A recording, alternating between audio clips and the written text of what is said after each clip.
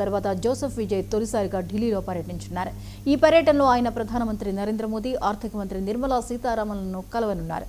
రాష్ట్రానికి అదనపు ఆర్థిక సాయం అందించాలని, పెండింగ్లో ఉన్న పలు కీలక మౌలిక వసతులు, అభివృద్ధి ప్రాజెక్టులకు వేగంగా అనుమతులు మంజూరు చేయాలని కోరుతూ కేంద్రానికి ఆయన వినతి పత్రాలు సమర్పించనున్నారు.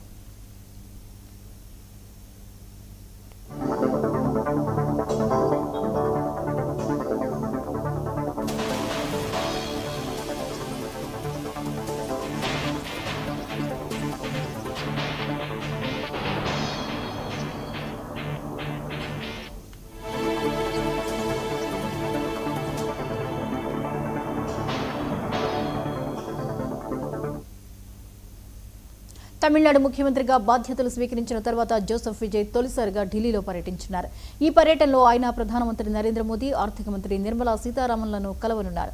రాష్ట్రానికి అదనపు ఆర్థిక సాయం అందించాలని, పెండింగ్లో ఉన్న పలు కీలక మౌలిక వసతులు, అభివృద్ధి ప్రాజెక్టులకు వేగంగా అనుమతులు మంజూరు చేయాలని కోరుతూ కేంద్రానికి ఆయన వినతి పత్రాలు సమర్పించనున్నారు.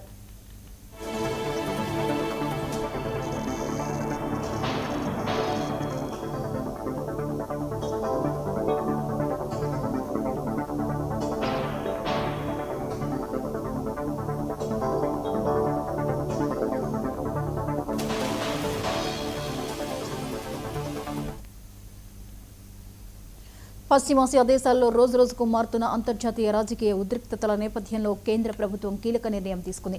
కాసేపట్లో ప్రధానమంత్రి నరేంద్ర మోదీ అధ్యక్షతన కేంద్ర కేబినెట్ అత్యవసరంగా సమావేశం కానుంది. ప్రస్తుతం పశ్చిమాసియా దేశాల మధ్య నెలకొన్న యుద్ధ వాతావరణం, అంతర్జాతీయంగా క్రూడ్ ఆయిల్ ధరలపై పడే ప్రభావం, అక్కడ నివసిస్తున్న లక్షలాది మంది భారతీయ పౌరుల భద్రతకు సంబంధించిన వ్యూహాత్మక అంశాలపై ఈ కేబినెట్ భేటీలో ప్రధానంగా చర్చించనున్నారు.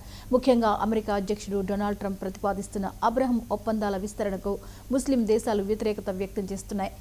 ఈ తరుణంలో భారత్ తన దౌత్యపరమైన వైఖరిని ఎలా సమన్వయం చేసుకోవాలనే దానిపై విదేశాంగ మంత్రిత్వ శాఖ కేబినెట్కు ఒక నివేదికను సమర్పించనుంది.